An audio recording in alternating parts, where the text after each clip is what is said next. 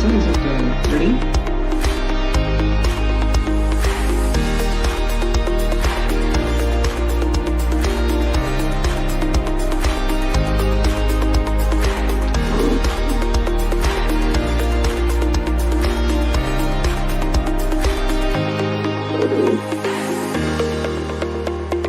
So we'll start, sir.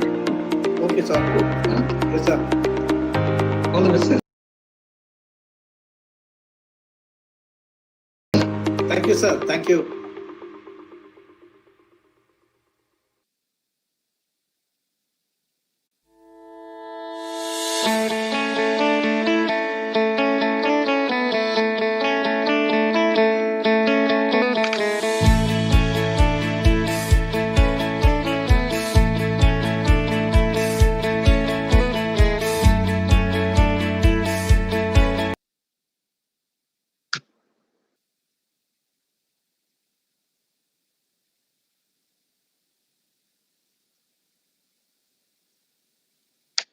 A very good morning to one and all.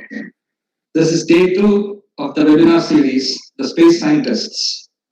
Yesterday, we saw an interesting presentation about the mission Aditya, and we were enlightened with the knowledge about the Sun and the mission Aditya, L1. And in today's session, we are going to see a webinar on satellite for public health. This is actually the need of the hour seminar because we are moving towards a new normal. If we want to see a doctor today, it has become almost tedious work to meet a doctor in person. So what is the new normal? How to meet a doctor in this pandemic situation? There comes the solution called the telemedicine.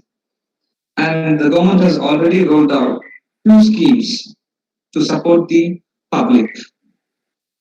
Schemes like e-Sanjeevani, where the doctor will be available on call, but still the health system needs proper diagnosis. So that comes the solution from the satellite communication.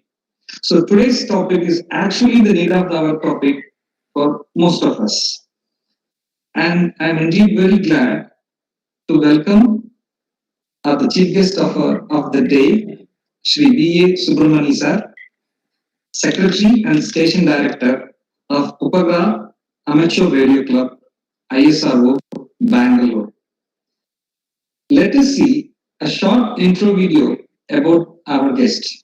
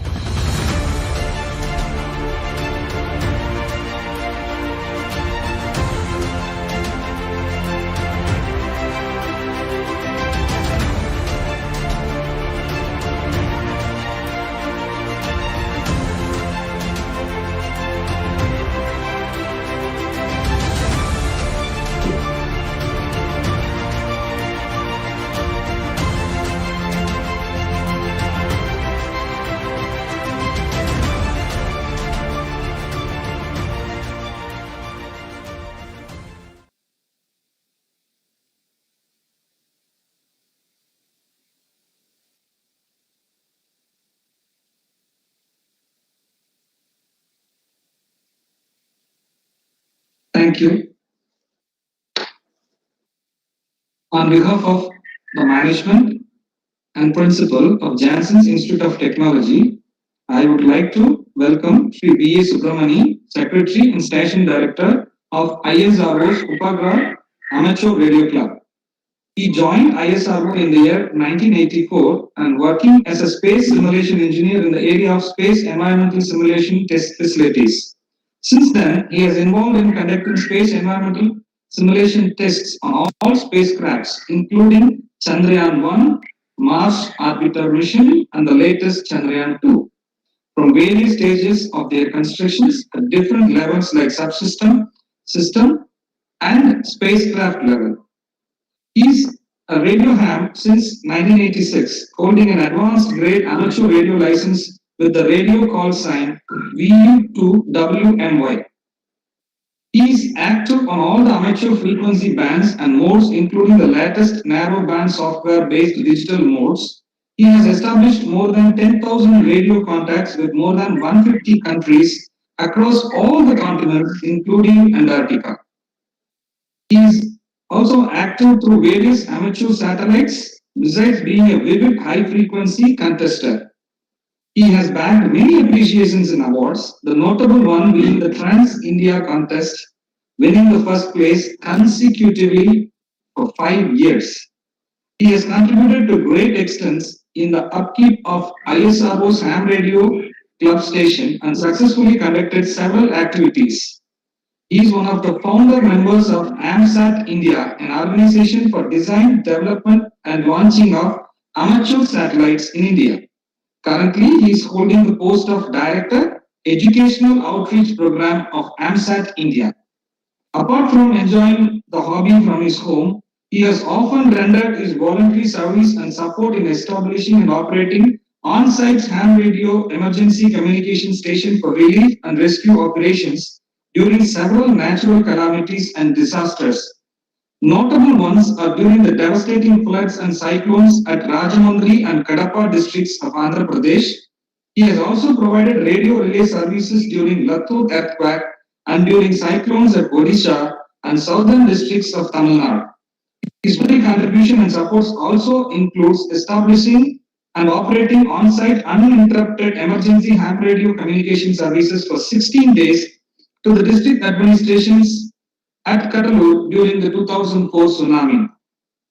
Currently, he is actively engaged in promoting the fascinating hobby of ham radio, shortwave radio listening, satellite tracking, and visual spotting of satellites and space objects, particularly among school children across the country. We welcome Shri DAY-2 sir and we hand over the session to him.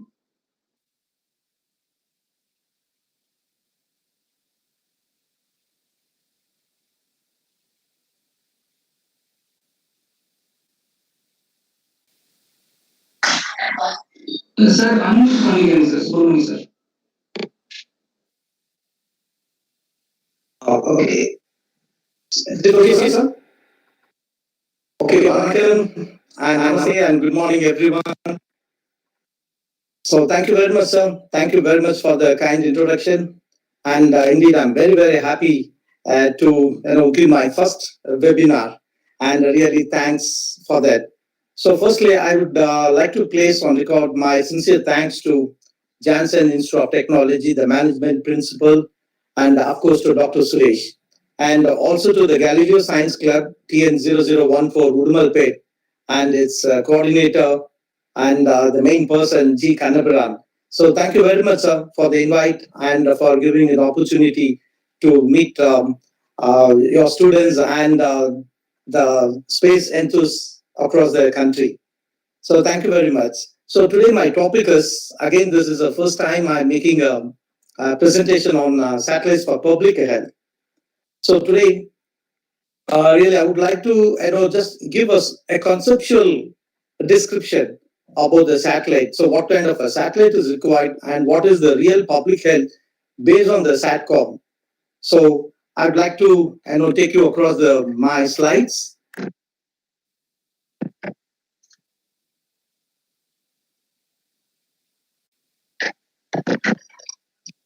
Okay, so today my aim is just to acquaint and let know a common person about satellites and orbits, and also the application with regard to the public health. So this particular satellite, it's not different from what the existing kind of or a type of a satellite. It's no way it's a special, but I would like to tell what kind of a satellite we choose to have this kind of application. So in first place, why is satellite for public health? So when we have so many other means in the present day, so why is satellite is required? So this is what we are going to look into this. See now, so what is required is a technology that would allow doctors and patients to be almost anywhere as Dr. Suresh mentioned. So at this point in time, where the situation due to COVID-19 is so severe that it is very, very difficult or maybe not advisable to go and meet doctors in person. And in this situation, a certain technology is required where doctors and patients has to be separated and still the diagnosis and the health management has to be done. So as Dr. Suresh said, the need of the hour is telemedicine. So definitely this is very, very important. And though we had this kind of application for quite some time, almost since 2001 in India, but now it is very much required. So, so let us see what is actually the telemedicine is all about. So telemedicine is a system of even physically seeing a doctor or the doctor being touching the patient or doing any of the treatments, without physically being in contact.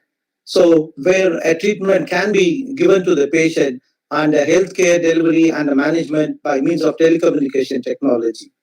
So when we say telecommunication technology, so we have so many the present day applications like we have internet, and we can do it with even the wired system and the wireless system. So today we are going to emphasize more on the wireless system. So without being a wired system, so how this kind of a telemedicine can be achieved. And what is the main purpose is, the main purpose of the telemedicine is to connect the far-flung areas like remote and inaccessible regions like hilly terrains and islands, and of course economically weaker settlements across the country. So this way, a telemedicine would certainly play a very, very important role. And also, the telemedicine can provide a local or a family physician an easy access and connectivity to specialist doctors, to and also to the specialty hospitals across the country, like the medically advanced cities where you have specialty doctors and specialty hospitals, thus bringing the service to the doorsteps and to the remote villages. And of course, the telemedicine is also very, very useful during religious congregations. So when people gather for a particular time or occasionally for the any for religious festivals or sometime, so such occasions, telemedicine is very, very important. So where the doctors on the site can get in touch with the specialists across the country and take their advice and diagnose for the betterment. So this is a one area where telemedicine is also very, very useful. Now, so having said about the telemedicine system, how it works, now the technical requirement. So what exactly we need to achieve this or accomplish this task or the application. Emphasizing here is it is based on the satellite. So now this is a SATCOM based telemedicine system. So for which essentially we need to have a satellite and that too in the geostationary orbit. And of course, this constitutes the space segment. So all that we need is a satellite in the geostationary orbit, and like any other satellite. And so what the ground segment consists of a video camera, a reasonably good resolution camera, a simple dish antenna, receiver, a modem, monitor, and a transmitter. So these are all this constitutes a ground segment. So now we need to have a simple ground segment as well as the space segment. So this is how the system can work. Now, having said about the telemedicine system and about the satellite, I just want to take you, since the topic is the satellite for the public health, I would like to just take you few slides, tell you about something about the basics of the satellites, what kind of a satellite we need and what are the different types of orbit. So I would like to take you to the few slides telling what is a satellite now. So let us know, I just want to tell you, so in first place, what is a satellite? So we all know that a satellite is a heavenly body which revolves around a planet in a particular orbit or a path. So we all know that very much, and we have two types of satellites. One is a natural satellite, another one is an artificial satellite. So natural satellites, we are all very aware that the moons in our solar system, for example, the moon in our around the Earth is a satellite, natural satellite for Earth. And likewise, we have so many other planets having many moons. And the artificial satellites are those one built and launched into space by humans. So this is the difference and two types of satellites. And so why that satellites are so important? Every country, every nations, whether it's a huge or a tiny nations, every nation wants to have their own satellites and their own satellite systems. So let us see why the satellites are so important. So we all know that the today's satellite-based applications, for example, the first and foremost is the communication, because we need to have a very good communication system. So we use the satellites for this communication purposes. Apart from that, satellites are used for planetary explorations, TV broadcasting, weather broadcasts, of course, weather forecasts, remote sensing, cartography, fisheries, banking, and of course, we have tele-education.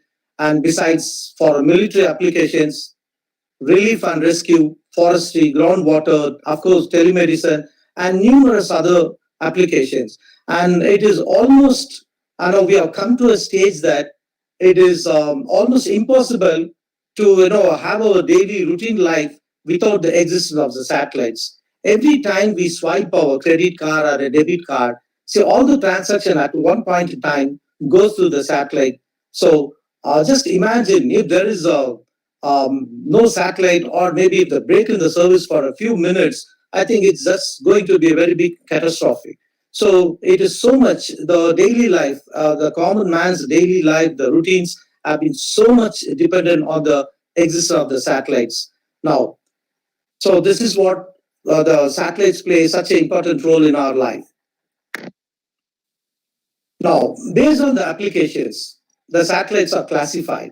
So all the satellites used for the different types of communication come under a group called communication, and we have remote sensing satellites, weather monitoring, or we call that also Earth observation, planetary exploration, and then reconnaissance for military purposes, and scientific, educational, experimental. And of course, we have another group of satellites called amateur. And this particular amateur radio satellites, it's meant for the amateur radio services used by radio amateurs across the globe. Oh. So in what way the satellites is special? Why a satellite communication, or why a satellite is required? When so there was no satellite communication before 1957, until we launched the world's first satellite called Sputnik on October 4th, 1957. So before that, even the radio and the communication, telecommunication was there. So in what way this is special? Let us see the advantages of a satellite communication over the terrestrial communication. So the main difference is in the terrestrial communication, the coverage is very, very small. It means that the smaller the coverage area. So for example, if you take a FM broadcast station or a TV television coverage, so the coverage area is very small. So hardly even FM station, a broadcast station can cover for about a distance of about 50 kilometers or 60 or 70 kilometers. So not more than that. And even if you go for HF communication, so the coverage is very, very small and it is not reliable. And because mostly these low frequency applications relies with solar activity like ionosphere condition. And of course, the main difference is the bandwidth. So when the frequencies are lower and on the terrestrial communication, the bandwidth available is very, very small. So when you go to satellite communication, the coverage is very, very large. So literally or theoretically, we can cover half of the globe with one satellite. So the coverage area is very, very large. So that is the greatest advantage of going for the satellite communication over terrestrial communication. And also the satellite communication, it's very reliable and it's very predictable, consistent, and we have a quality radio communication system. And of course, you get a very higher bandwidth. So this is the main advantage why the satellites are preferred over the terrestrial communication. And of course, same time, we have disadvantage of a satellite communication also. So we all know that launching satellites into orbit is very, very costly, very expensive activity. And of course, we'll have a small propagation delay than the terrestrial communication. So when we talk about satellites, we often come across certain jargon, slangs, and words and definitions, something like an orbit. So now we know in a simple means a satellite is the one which goes around a planet. So when we say it goes around a planet, it can go in any direction, but definitely there is a certain path we follow. So we know how the satellite has to go over the globe around the Earth. So we call this path as an orbit. So if you put it in a right form, an orbit is a closed repetitive path along which a secondary body goes around the primary body. So now we can make the satellite to go around the Earth in any direction. So here we know that there is another orbit which is going over the poles. So we have made the satellite to go around the poles. You can see another satellite which is going over the equator at a certain altitude. So we can make the satellites to go around in any direction. Okay, but we choose the orbit depending upon the application. So here in this bottom image, you can see the satellites, so one particular orbit is inclined, and you can see there is another orbit which is over the equator, and there is another orbit also over the equator, but at a much higher altitude. And so here we have an incline, there is another one highly elliptical and inclined. So we have different types of orbits, but we will concentrate on one particular orbit which is very suitable for the satellites for public health. So here actually there is here file, but you are not able to see the motions here. So we have different types of orbits. Though there are different types, but these orbits are classified into three major types. And one is called the low Earth orbit, and so it can vary from the altitude can vary from 290 to 1,600 kilometers. And generally, these satellites are placed over the to go around the poles. So the satellites will just go over the poles, and we all know that the Earth is rotating on its axis. Earth rotates on its axis, and it takes about 24 hours to make one rotation. So you just imagine now, if these satellites keep going and taking a certain orbital period, and the Earth beneath the orbit will be rotating. So these kind of orbits are mostly used for the global application. And if you assume if the satellite takes, for example, 1 hour to go around its orbit, so the Earth beneath the orbit would have shifted by 15 degrees in 1 hour, because we all know that the Earth takes about 24 hours to make one rotation. That means that relates to about 15 degrees per hour. So if the satellite takes about 60 minutes, Earth would have shifted by 15 degrees. And the satellite will not be coming on the same plane again, on the same location on the ground. So it will be going over the other place because the Earth would have shifted by 15 degrees towards towards east. So, and the typical time for orbit on during this low Earth orbit is range of about 100 minutes approximately. The typical orbital period is about 100 minutes. So this kind of orbits are used for global application. So, but here we cannot use this kind of orbit definitely for this public health when we concentrate on one particular geographical location. For example, with the telemedicine system, if you want to have it for India, so certainly we have to have a satellite which is really not going over the other places of the globe. So now we will come to the another orbit. This is called the medium Earth orbit. So it can be elliptical, and so there are again different types of orbits, highly elliptical and inclined and all that. And so we will concentrate on this geosynchronous orbit. So we have another orbit called geosynchronous or geostationary. In general, we say it is a geostationary. So though the satellites doesn't remain stationary in the orbit, it keeps moving because we inject the satellite with a certain terminal velocity. And these satellites as per the Newton's law, has to just go around. We all know that it is not going to be stationary. So the satellite is going to go with the terminal velocity, and we call it as the injection velocity, and it keeps moving around in the same without changing its direction or its velocity.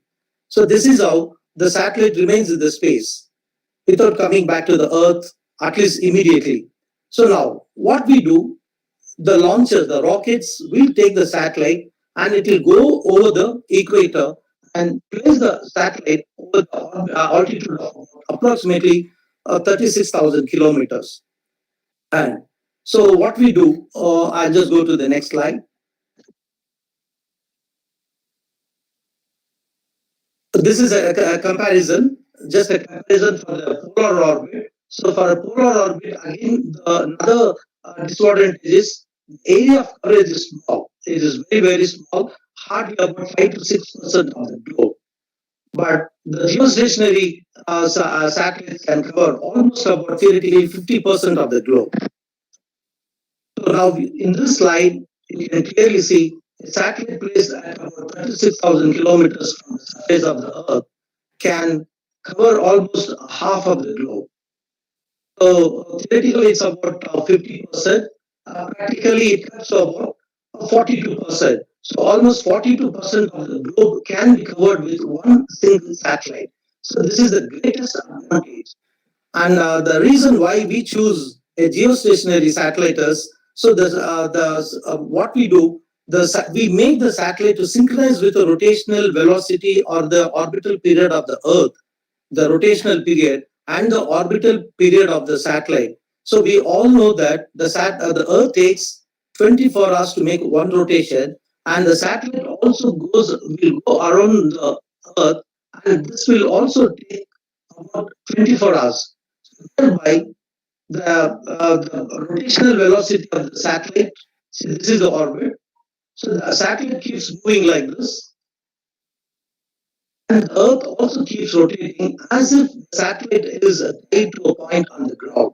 So the rotational velocity of the Earth and the rotational velocity of the satellite are synchronized. So we see that the satellite also takes about 24 hours to make one orbit.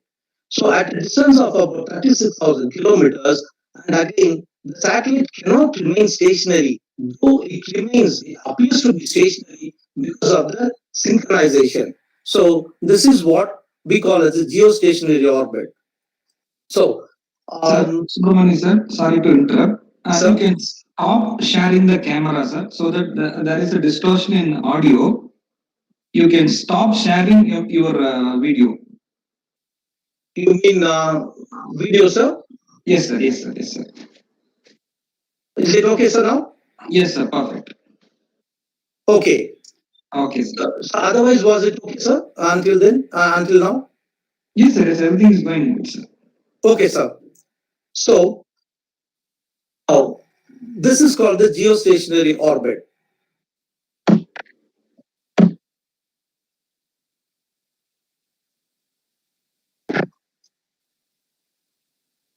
So this is another projection called map projection.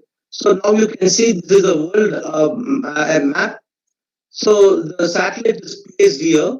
For example, I've taken INSAT 2E as a reference. So just to tell you the coverage area, this is the green area. So a satellite placed over this point in the space can cover this much of area. So that means any station within this area, the stations or the persons or ground stations can interact with each other. So this is the coverage area, and it will remain constant. The coverage area will remain constant. To give you an example, the DTH. See, now we have a DTH system. See, we all the satellite signals, all the TV channel signals, they all come from a particular satellite. And a DTH antenna on the terrace looks at one particular position or a point in the space. It actually pointing at a satellite. The signals from the satellite is coming through this dish antenna. So the antenna doesn't move. So it is stationary. The antenna is also stationary. The satellite is also stationary, though both keeps rotating. The Earth is also rotating on its axis, and the satellite is also rotating. This kind of a satellites typically move at a velocity of about 3.2 kilometers per second. So you can just imagine the satellite is moving in the space around the orbit around the Earth over the equator at about 3.2 kilometers per second. So this is the rate at which it travels, and still it appears to be stationary. So this is the one concept. And with just three satellites, we can have a global communication, a complete global coverage. So a three satellites is 120 degrees apart. So this was first devised by Sir Arthur Clarke. And so he has devised this system, and this orbit is also called as Clarke's orbit. So three satellites can literally cover the entire globe, and so we can have a global coverage. So this kind of a satellite services system can be used for the global coverage. So when coming to again geostationary, so this orbit is circular. It is placed over equator at of about 35,863 kilometers very precisely, and it revolves around the Earth at the same velocity as Earth rotates. Hence, this satellite appears to be stationary over a given point on the Earth. So this is what about the geostationary. So we need this kind of an orbit and a satellite placed in this orbit. So it is like any other communication satellite. So let us see what are the advantages of the geostationary satellite over the other orbits. So advantages are it is a large geographical area coverage, almost 48% of the Earth surface. Yeah, I told 42. Yeah, it's about 48%. It is about 48% of the Earth's surface can be covered with one single satellite. And this satellite will be available for 24 hours continuously for a single fixed location. And generally, this satellite life is for about 15 years. The satellites are designed to stay in the orbit for about 15 years. So that is the greatest advantage. Another advantage, because most of the polar orbits, the life will be about for 3 to 5 years, or worst case for about 7 years. But in this case, this one single satellite can stay in the orbit for about 15 years.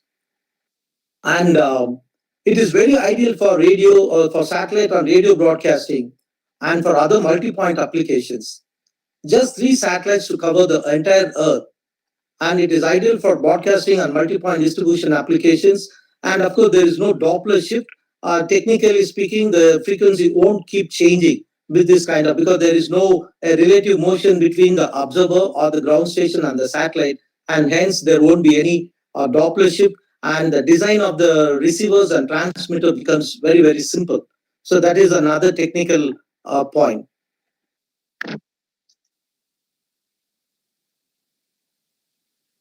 And of course, we have disadvantages. So the disadvantage of the geostationary satellite is a small delay in the time. So about 120 milliseconds time delay in one direction, and because of the distance, and so we have this time delay, and we have to live with this. But this is not going to be that critical for other applications, except for very, very critical applications like uh, warfare, and for the tactical weapon deployments, and other for missile deployments, and for those applications. But otherwise, this is not going to cause much difficulty. And the other disadvantage is this satellite being put over the equator, it cannot really cover the polar regions. So the coverage will be very poor over the 77-degree latitudes, whether it is in the south or the north. So above 77-degree latitudes, the coverage will be very, very poor.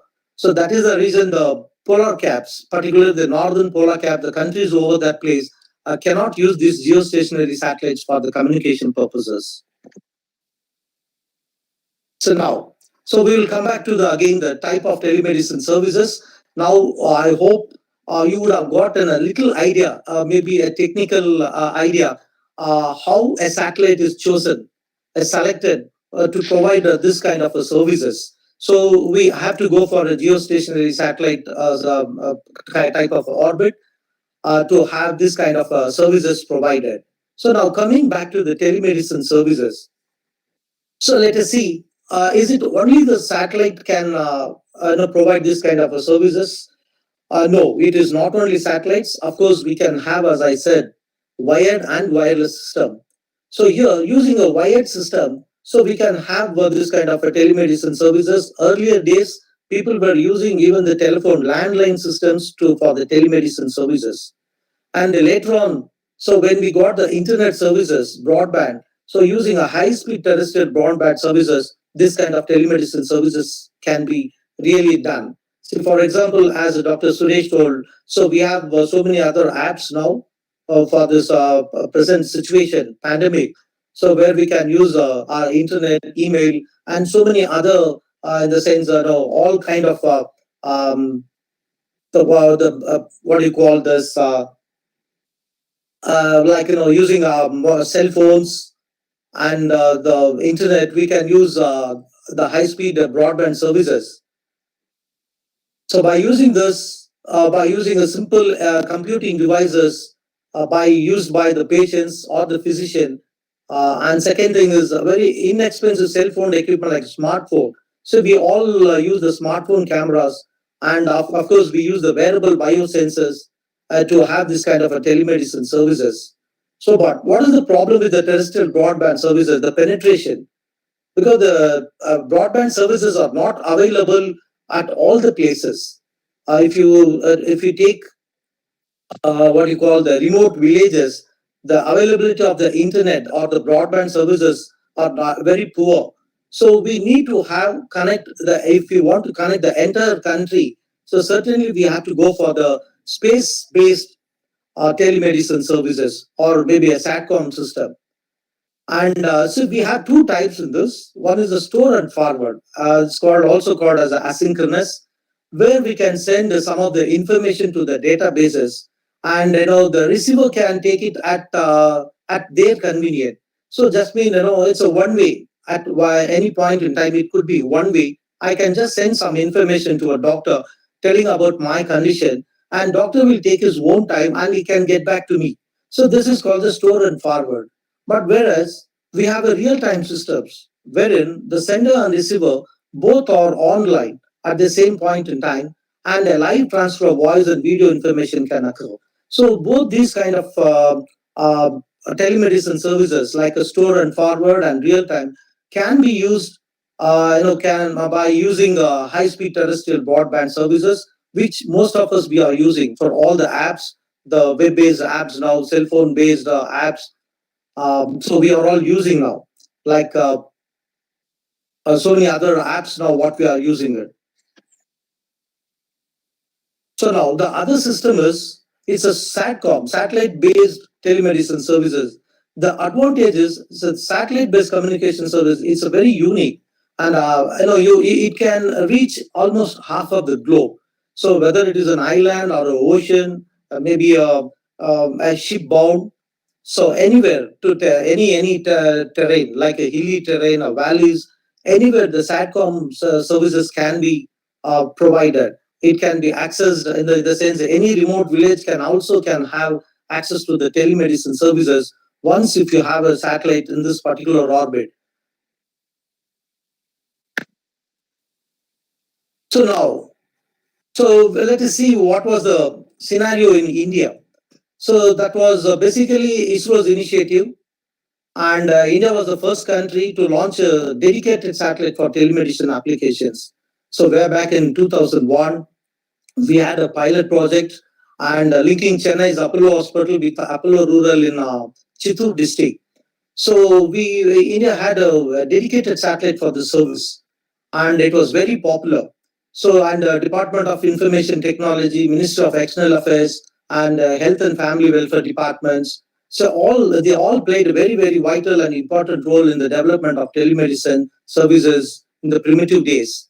And we have set up a task force. So Government of India has set up a telemedicine task force by Ministry of Communication, Ministry, Health Ministry. And so a good amount of work has been already done in this area in India. And so of course, not only for the India, but India has taken up even projects like Pan-African E-Network project and SARC country telemedicine. SARC telemedicine network projects. So we have done a good amount of work in this area of telemedicine by ISRO, but as a nation we have done it so much.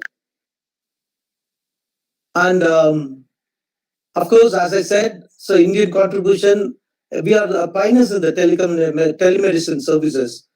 And as I told, ISRO's telemedicine network has come a long way since 2001. Now it is expanded so much, and almost all the rural hospitals and the super specialty hospitals in the country are connected through this telemedicine network. And so for the remote nodes include the islands of Andaman and Nicobar and Lakshadweep, hilly regions of Jammu Kashmir, and all these have been connected using the telemedicine services. Now, as ISRO's societal SATCOM services, ISRO has introduced a new scheme as a service called Village Resource Center. It is nothing but the a modern version of the telemedicine. So we have an integrated service called VRCs, wherein it's not only telemedicine but teleeducation, online decision support, interactive farmers advisory, telefishery, e-governance services, weather services, water management. Everything has been provided using this village resource centers. So now more than 500 such VCRs has been functioning in this country. So catering to different societies, sections of the society with the various services. So this is one of the greatest societal services by ISRO. So this is as per the Vikram Sarabhai's vision, like to take the fruits of the space to the common man. So this service has been doing wonders since it was launched. So the future trends. Now, see, recently the government of Tamil Nadu also made an initiative that they want to reach to the student fraternity through the television classes, like because the online classes through the internet is because it cannot reach all the students, because most of the villages, many villages doesn't have a proper internet network.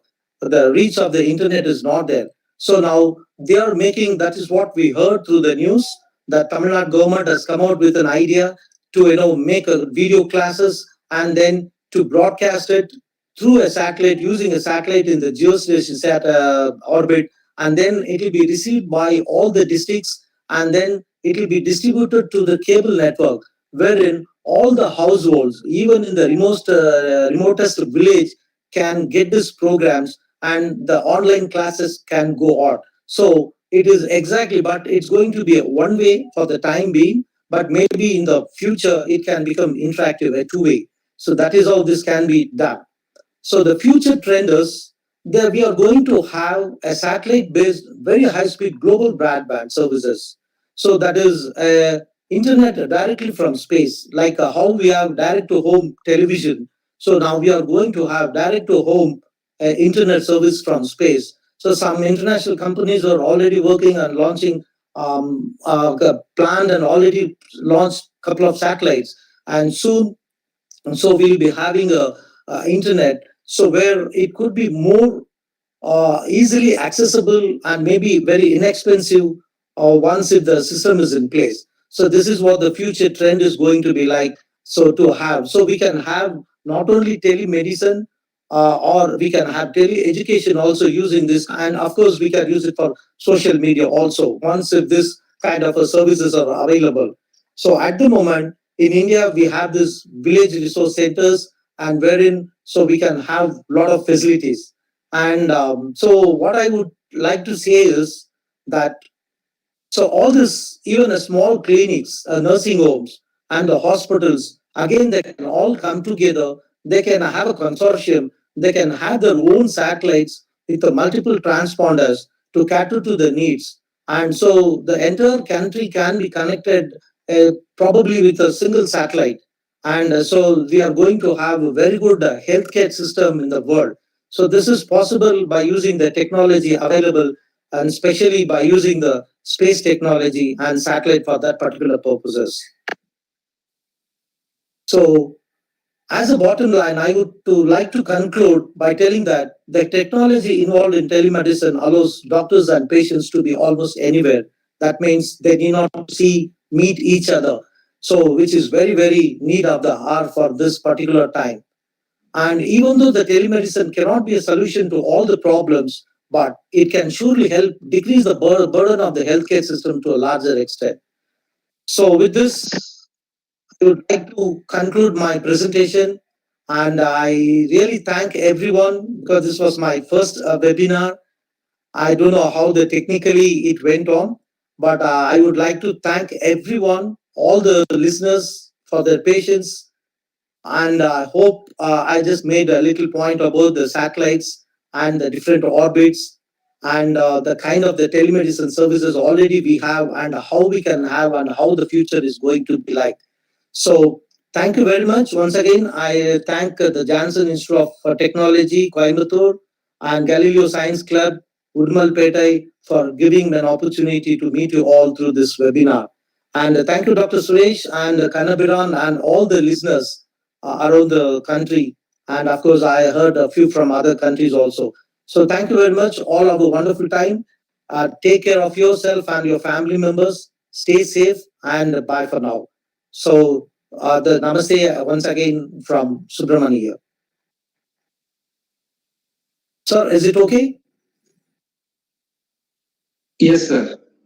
Yes, sir. Thank you very much, sir. Sir, any question? Kanabiran sir will take over, sir, the question answer session. Yeah, please, Kanabiran, please go ahead. Yes, sir. Good morning, sir. Once again, very nice presentation. So, some of the questions the students are asking. The first question is, sir, Abdul from Shalem. He is asking, what about the reliability of telemedicine as it can be hacked? Okay, good morning, Abdul. Good question. See, we have to live with the situations. Hacking is there everywhere. Okay, and certainly I feel that no one would like to hack a system which is meant for a certain, very good purpose. So, but hacking, satellite hacking and all, it's not that easy. It is not like that, but still, technically that is possible. That is possible, but of course, any network for that system can be hacked. So, but I don't think anybody will do for this kind of when a telemedicine system is going on. So that's about the hacking, Abdul. Go ahead, sir.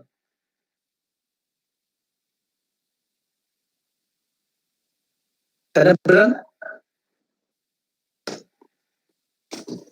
Sir, the second question.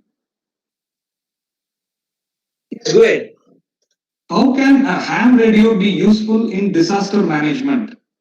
A student named Prajan from Kovi Public School has asked this question. Okay, regarding ham radio, that itself is a different topic. Certainly, we can meet them during other sessions. But ham radio has got a greater advantage over other systems. See, why a ham radio or see maybe a wireless system is preferred during disasters is because it is a very much an independent system. Ham radio doesn't have a middleman like a service provider. See, for example, now this particular session is being conducted by using a service provider called a broadband service provider. So, if there is a break in the system, certainly I am not going to be hurt because it is a dependent service. This is a service dependent service like in a service provider, whereas a ham radio is not dependent on anything. So that is the main reason why a ham radio can be put into use during natural calamities and disasters. I hope you got it. Go ahead, Kanadra. Uh, Thank you, sir. The third question is from Madesh Bharatwaj. So, what is Doppler shift? Roger, hi Madesh. Nice to hear you, Madesh. A question from you. And Madesh, a Doppler shift is a see, whenever there is a relative motion between a transmitter and a receiver, so there will be shift in the frequency, though actually there is no a shift, but certainly at the receive end, there will be a feel of a shift in the frequency.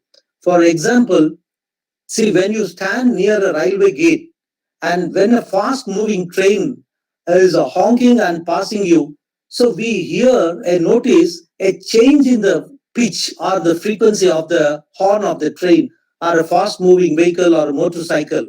And this is called the Doppler shift.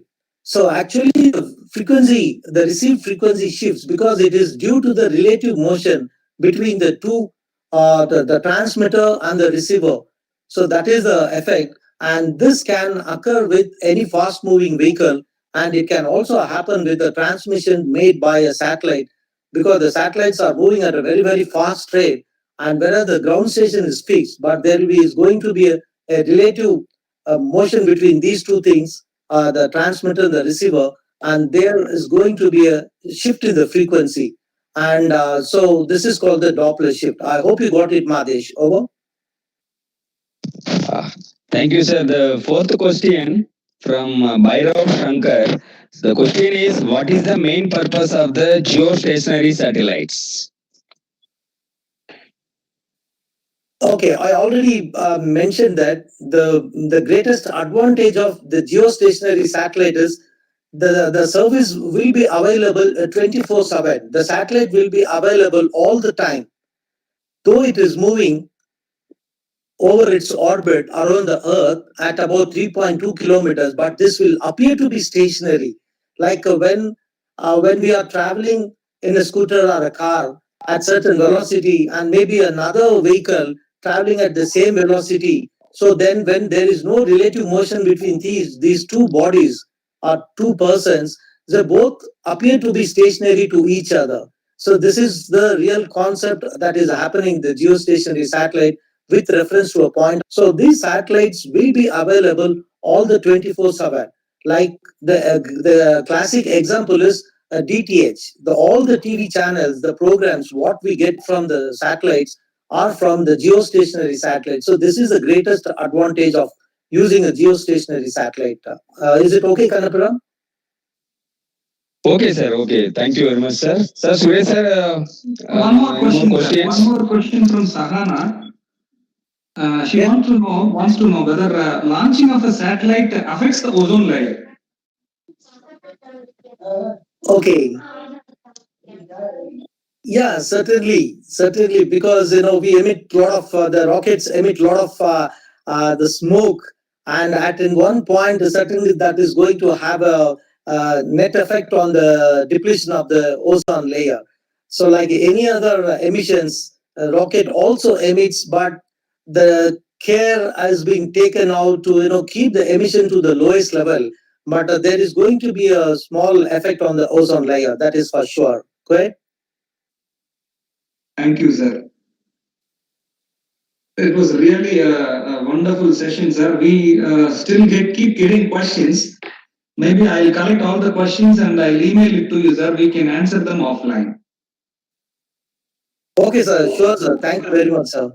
Yes, sir. It was really exciting to hear about the telemedicine and the direct-to-home satellites to bring about the internet facilities. Those are all very exciting factors, and we are also moving towards new normal in our life.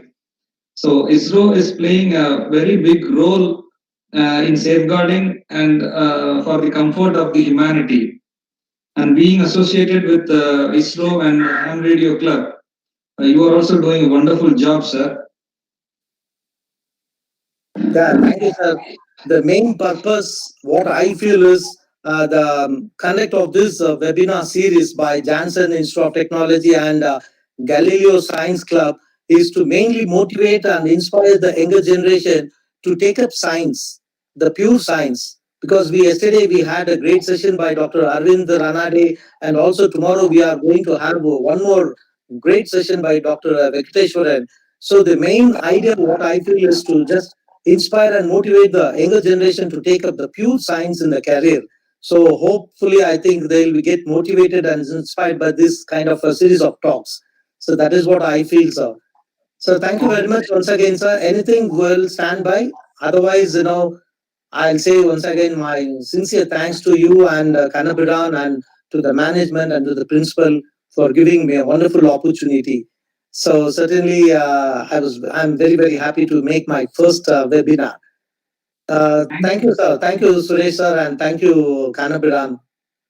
Thank you, sir. Thank you for sparing your time in spite of your very busy schedule. I know how busy you were and you are. And now I request Mr. Kanadaran sir to propose the vote of thanks. Thank you, Shri sir. Johnson Institute of Technology, Coimbatore, and Galileo Science Club, Woodmarket jointly organized so many programs in person last 3 years. So these webinar series has started the second day today with the topic of satellite for public health. Our chief guest and my dear sir friend as a friend of ham radio, ISRO Satellite Center Upagrah Radio Club Station, Shri SUBRAMANI sir. He has given nice presentations. Already, Suresh sir mentioned some of the things like telemedicine, satellites. So these information help us to develop our knowledge regarding about the satellites and how to know about the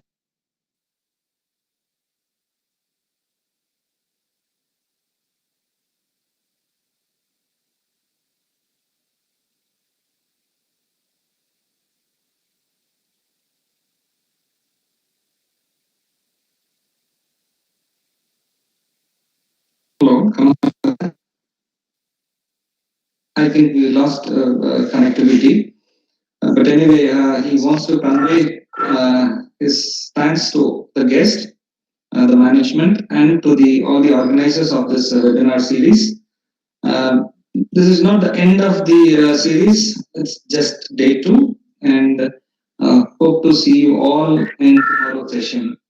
And thank you very much for the guest and the co-host and all the organizers. And have a good day. Sir, thank you, sir. Sir, Suresh, sir, thank you. Thank you, sir. Thank you very much, sir Subramaniam, sir. Okay, sir. Thank you, Kanabiran. Sir, can I just close down, sir? Yes, sir. Yes, sir. Yes, sir. We can. Oh, thank you, sir. Thank you. Bye. Have a nice day, sir. Yes, sir.